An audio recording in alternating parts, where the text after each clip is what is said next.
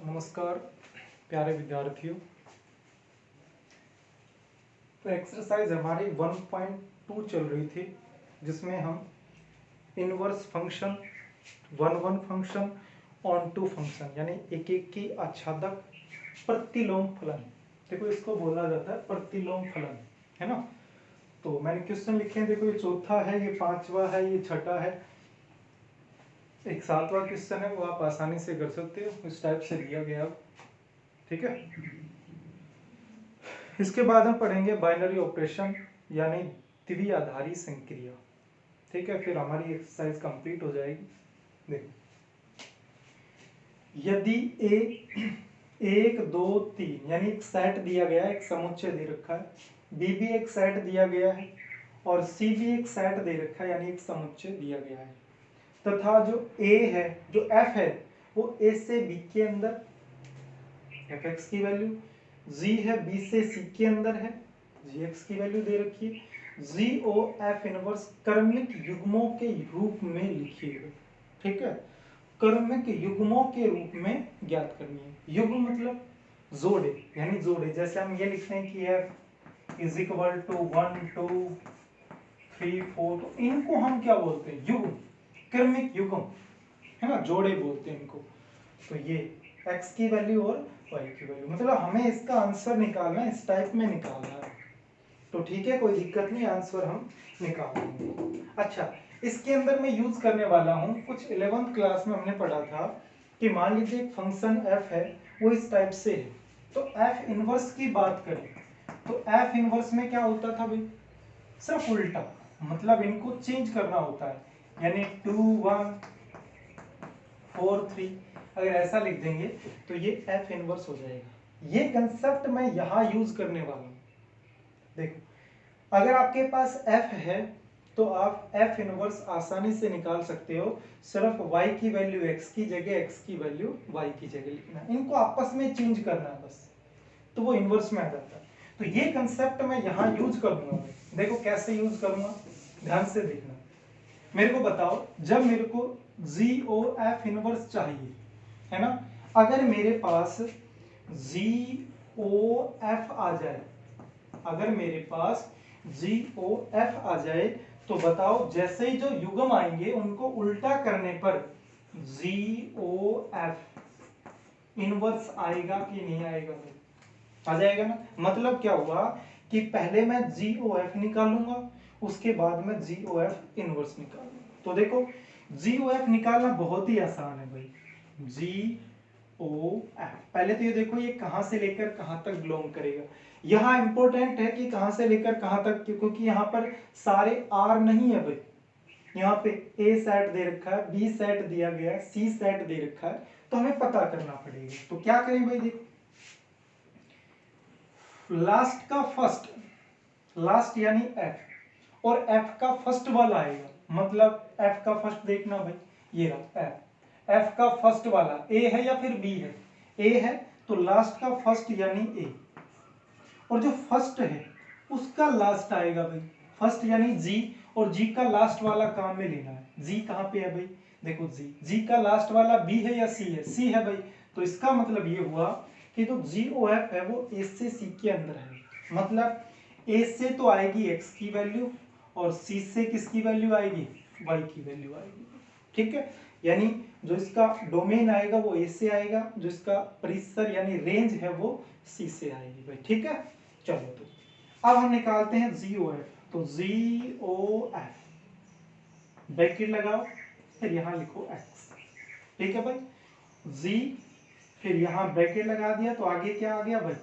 fx। ये तो मैं समझा चुका हूं भाई, कंपोजिट फंक्शन, संयुक्त फलन। इस o की जगह ब्रैकेट लगाना है, आगे f यहां से आ गया, fx बन गया, तो gfx।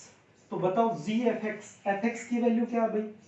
fx इक्वल है 2x प्लस 1, तो यहां लिख देंगे 2x प्लस 1, और ये मैंने लिख दिया।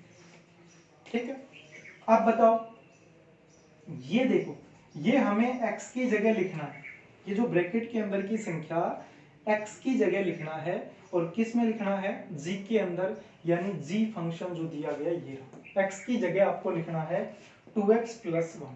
तो जैसे आप 2x+1 लिखोगे तो बताओ यहाँ x की जगह आपको लिखना है ब्रैकेट यानी 2x+1 इसका होल स्क्वायर -2 है, ये लो भाई -2, ठीक है, ये मैंने लिख दिया। ये किसकी वैल्यू आई? इसका मतलब ये हुआ कि सर हमने GOF की वैल्यू निकाली भाई, इसकी तो वैल्यू निकाली और इसकी वैल्यू क्या आई?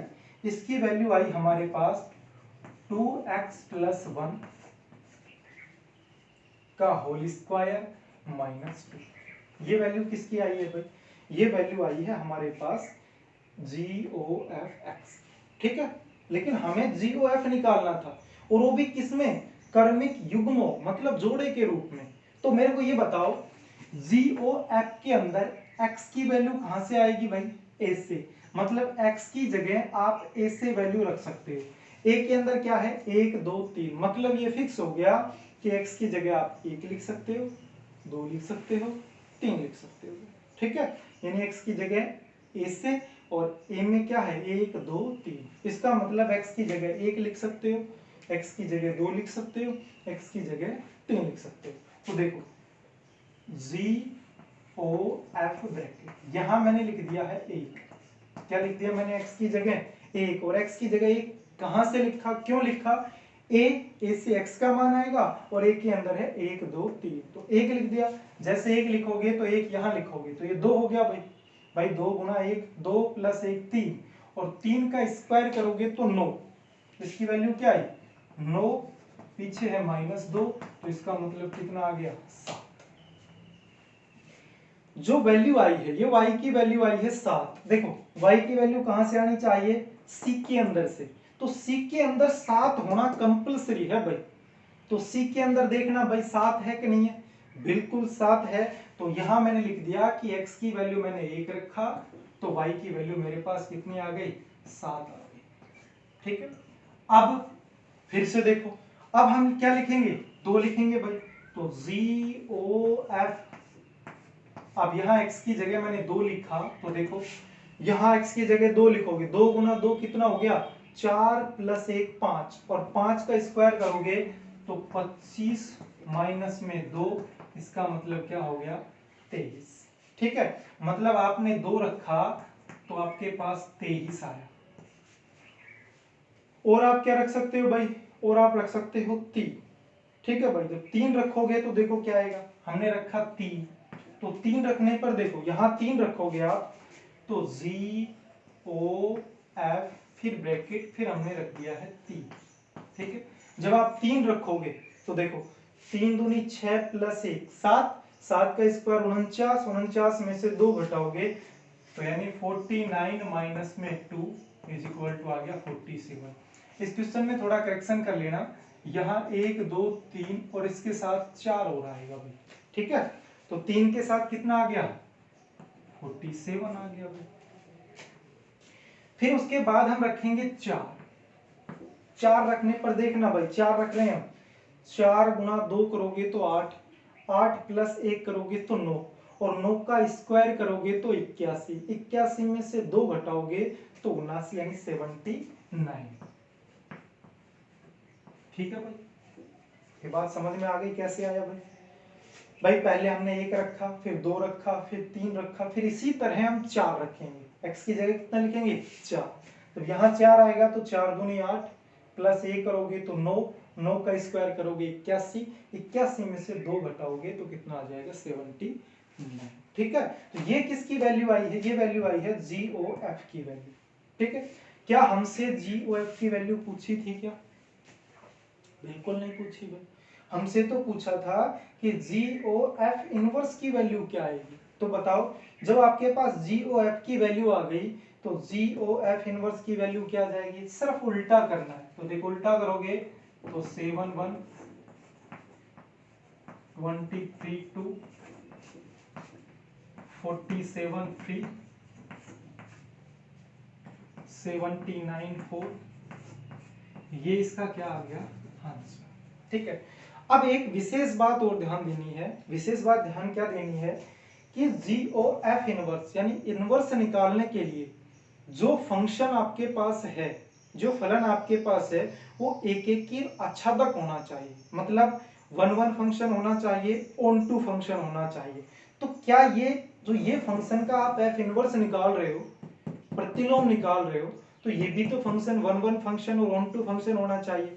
अच्छा, वन वन फंक्शन की पहचान क्या है कि एक एलिमेंट का रिलेशन एक से होना चाहिए, है ना। जो ये फर्स्ट में लिख रखे हैं ना 1 2 3 4, ये रिपीट नहीं होने चाहिए। देखो, एक का रिलेशन 7 से है, क्या एक का रिलेशन किसी और से है क्या? नहीं है। दो का रिलेशन 23 से है क्या? और दो का रिलेशन और किसी से है क्या? तीन का 47 से है और किसी से नहीं है। चार का 79 है और किसी से नहीं। मतलब इन सब का अलग अलग प्रतिबिंब है कि नहीं है भाई? बिल्कुल अलग अलग प्रतिबिंब है। अच्छा, पूर्व प्रतिबिंब है ना। तो आच्छादक में क्या होता है कि जो y की वैल्यू है, y की वैल्यू यानी c के अंदर क्या है 7 23 47 79, इनके प्रत्येक का पूर्व प्रतिबिंब होना चाहिए। मतलब इनमें कोई भी छूटना नहीं चाहिए, है ना। तो छूटना नहीं चाहिए तो देखना भाई, 7 का भी रिलेशन है किसी ना किसी से, 23 का भी रिलेशन है, 47 का रिलेशन है, 79 का है, मतलब सबका रिलेशन है ना। जैसे इसके अंदर मैं 3 और लिख देता हूं तब ये आच्छादक फलन नहीं होगा भाई। क्यों? क्योंकि इनका तो पूर्व प्रतिबिंब है लेकिन 3 का पूर्व प्रतिबिंब नहीं होगा, इसलिए वो आच्छादक फलन नहीं होगा। क्योंकि आच्छादक की डेफिनेशन ही क्या पढ़ी थी हमने कि भाई जो y के प्रत्येक एलिमेंट है, एवरी एलिमेंट, उनका प्री इमेज होना चाहिए। मतलब कोई छूटना नहीं चाहिए, सबका किसी ना किसी से रिलेशन होना चाहिए। यदि आप इसको डायग्राम से समझना चाहो तो ऐसे समझ सकते हो।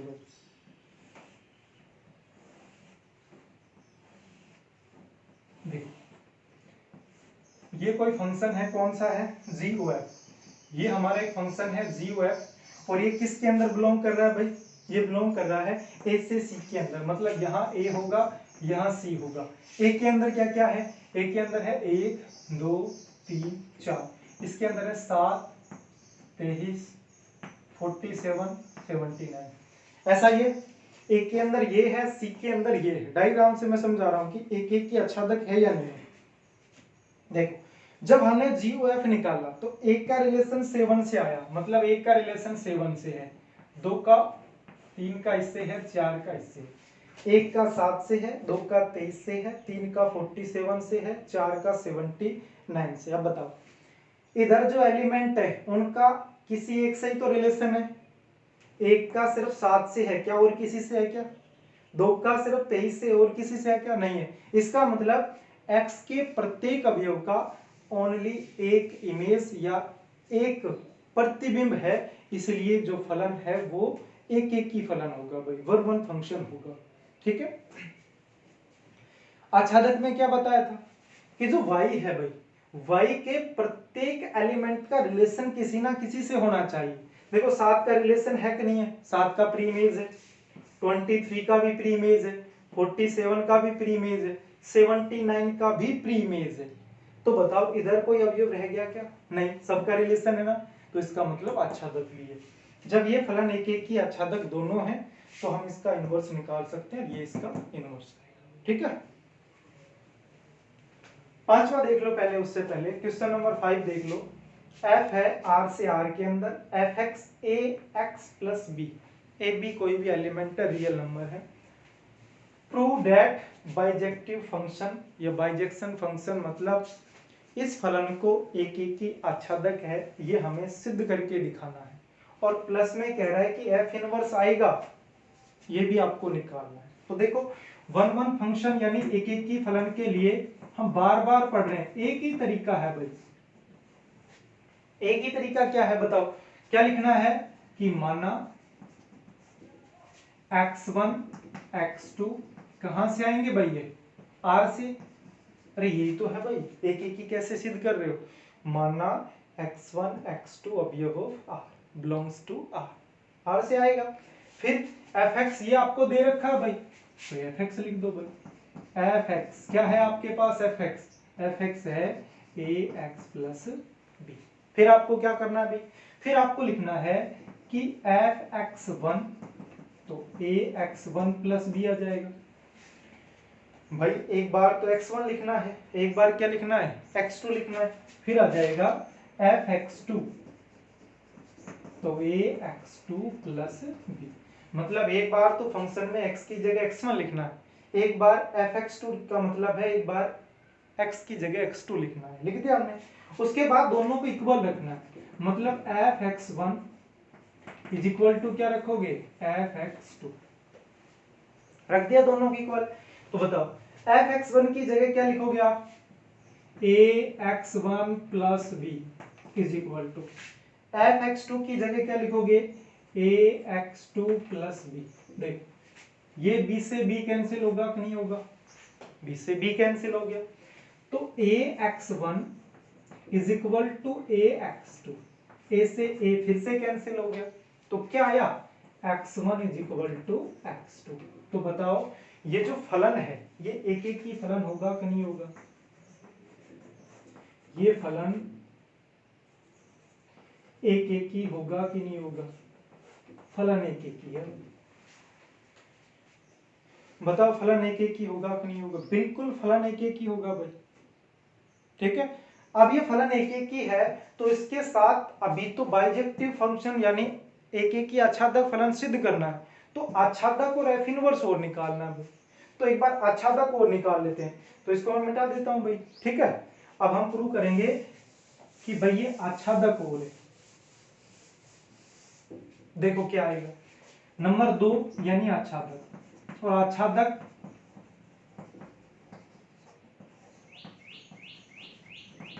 आच्छादक यानी ऑन टू फंक्शन। देखो ये किस पर डिपेंड करता है, y पर, तो y इज इक्वल टू क्या लिखोगे, y इज इक्वल टू लिखोगे fx, क्योंकि आच्छादक फलन और f इनवर्स दोनों सेम है भाई, मैं पहले भी बता चुका हूं कि जब f इनवर्स का फॉर्मूला निकालना हो तो बिल्कुल सेम है आच्छादक। अब देखो y is equal to fx की जगह बताओ क्या लिखेंगे, ax प्लस b, भाई fx की जगह ax प्लस b तो लिखोगे, तो ये मैंने लिख दिया। उसके बाद क्या बताया था कि इनको पक्षांतर करके सिर्फ इधर ओनली x रखना है, बाकी जो भी है पक्षांतर करके दूसरी साइड भेज दोगे। जैसे b को इधर लेके आओगे तो y minus B is equal to ax, इस एक को इधर भेज दोगे तो y minus B upon A is equal to क्या बचेगा, x। अब देखो यहां y की वैल्यू कुछ भी रखो, ठीक है, इसमें स्पष्ट लिख रखा है a is not equal to 0, इस क्वेश्चन के अंदर दे रखा है कि a is not equal to 0, क्यों, क्योंकि अगर नीचे 0 आ गया तो ये तो अपरिभाषित हो जाएगा भाई, है ना, तो a is not equal to 0, कोई भी वैल्यू रखोगे, 0 को छोड़कर कुछ भी रखो इसके अंदर तो वो हमेशा x की वैल्यू आएगी, रियल नंबर आएगी। तो हमें नीचे क्या लिखना है, y का परिसर is equal to, sorry f का भाई, f का परिसर इज इक्वल टू f का सहप्रांत, लिख दिया। अब देखो दिया गया फंक्शन है एक एक ही भी हो गया, आच्छादक भी हो गया, जब ये दोनों फलन एक एक ही आच्छादक हैं तो हम कह सकते हैं कि सर इसमें हम f इनवर्स निकाल सकते हैं, निकाल सकते हैं कि नहीं निकाल सकते भाई। तो ये बताओ एक एक ही आच्छादक हो गया, जो बाइजेक्शन फंक्शन जो प्रूव करना था वो सिद्ध हो गया। अब हमें क्या प्रूव करना है, क्या निकालना है भाई, f इनवर्स निकालना है, और f इनवर्स के लिए बिल्कुल सिंपल सा है भाई, f इनवर्स के लिए y इज इक्वल टू क्या लिखेंगे हम, y इज इक्वल टू हम लिखते हैं fx, y is equal to, इसको इधर ले आओ, पहले इसको इधर लेके आओगे तो ये f inverse y is equal to x, पहले हम निकाल चुके हैं भाई, पिछले वीडियो में हमने यही सीखा था कि f इनवर्स कैसे निकालते हैं, कैसे प्रूव करते हैं, वैसा ही सवाल था, ये तुम कर सकते थे भाई। इसको इधर लेके आया मैं तो ये f inverse y is equal to only क्या बचेगा, x, y is equal to fx, fx की वैल्यू क्या है, ax प्लस b। जब इसको हम सोल्व करेंगे सेम ऐसे ही तो सोल्व करना भाई, तो यही तो लेके आएंगे लास्ट में, तो लास्ट में आ जाएगा y minus B upon A is equal to X, और इस x की जगह क्या लिख दोगे, y minus B upon A is equal to F inverse y। भाई इस x की जगह f इनवर्स y लिख सकते हैं कि नहीं लिख सकते हैं, अब क्या करना है, y को कन्वर्ट करना है, किस में करना है, x में। तो y को जैसे ही आप x में कन्वर्ट करोगे तो f इनवर्स x तो इधर आ जाएगा x माइनस बी अपॉन ए। तो ये जो ब्रैकेट के अंदर है ये आपका आंसर हो जाएगा। ठीक है, तो ये आच्छादक और f इनवर्स दोनों सेम ही है, कोई ज्यादा अंतर नहीं है। ठीक है, तो ये आपका 5वां क्वेश्चन था। छठा क्वेश्चन देखिए, बहुत अच्छा, नेवी एयरफोर्स में बार बार आता है भाई, बार बार आता है ये क्वेश्चन। छठा क्वेश्चन कि भाई एफ आर से आर के अंदर कोस एक्स प्लस 2 है, तो बताइए कि क्या एफ इनवर्स विद्यमान है। दो तरीके से सिद्ध कर सकते हो।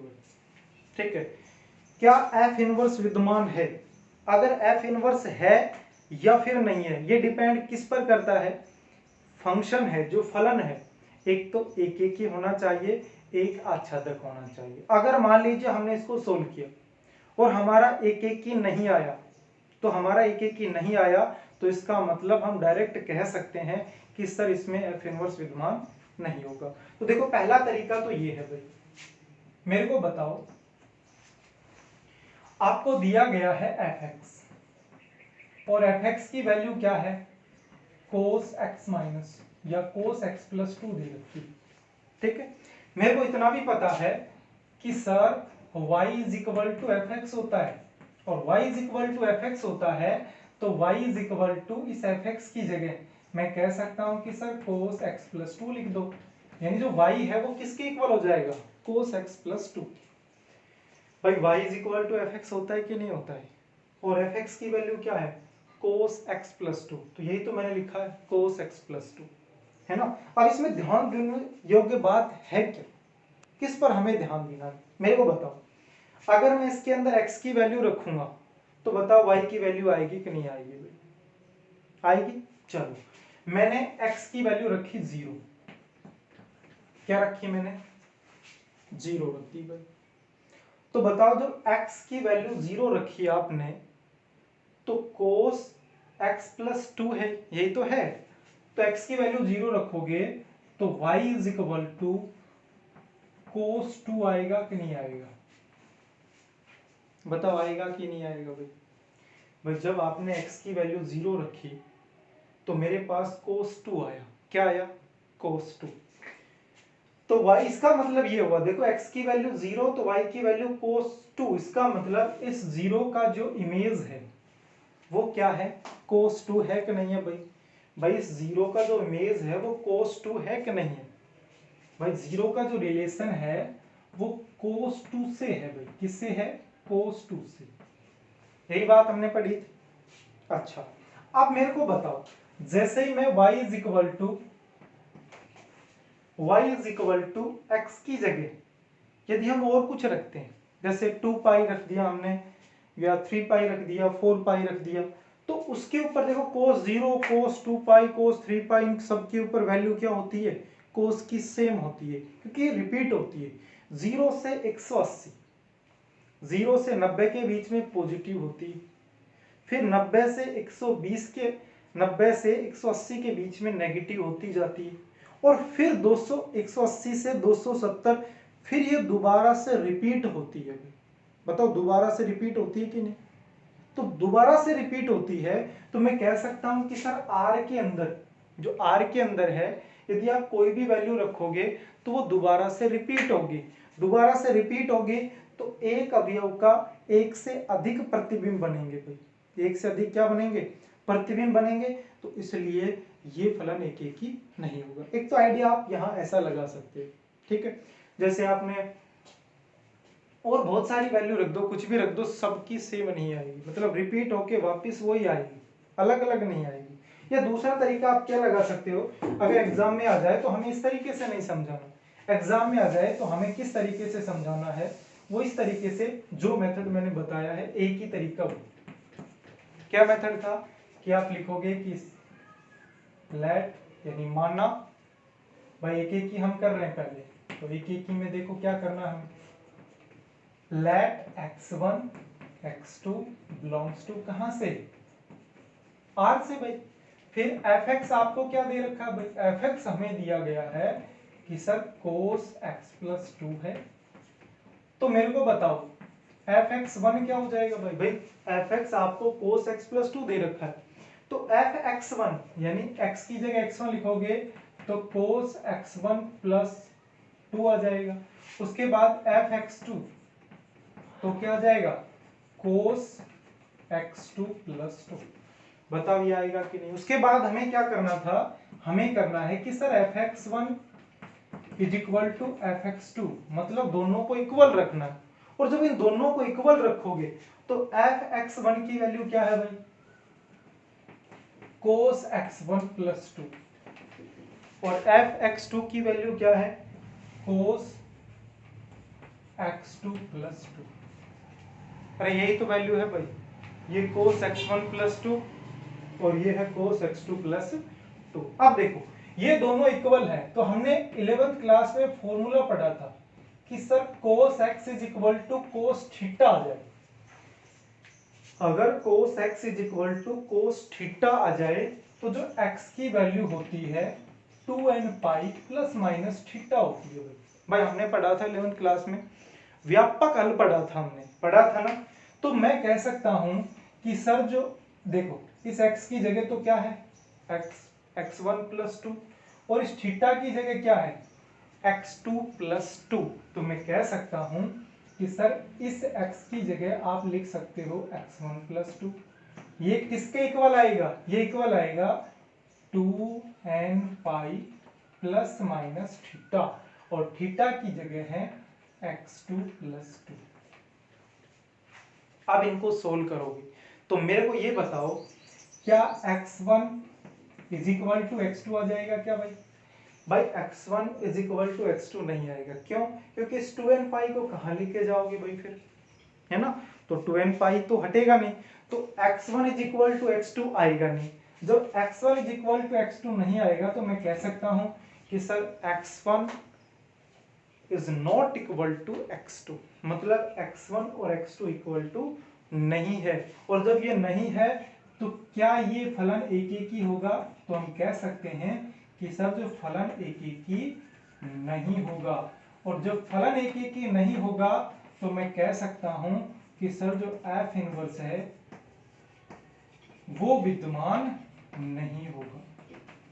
ठीक है, तो याद रखना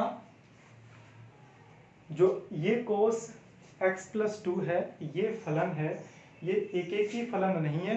जब एक एक ही नहीं है तो अच्छा तक की जांच करने की कोई आवश्यकता है नहीं, क्योंकि एक एक ही होना चाहिए तभी तो f इनवर्स विद्यमान होगा। जब एक एक ही नहीं है तो हम डायरेक्ट यही लिख देंगे कि f इनवर्स विद्यमान नहीं है। तो हमारी 1.2 एक्सरसाइज है ये भी कंप्लीट हो गई है। अब हम बाइनरी ऑपरेशन पढ़ेंगे, द्विआधारी संक्रिया, नेक्स्ट क्लास में। आज के लिए इतना ही, धन्यवाद। पढ़ते रहो, घर पे रहो, सुरक्षित रहो। धन्यवाद।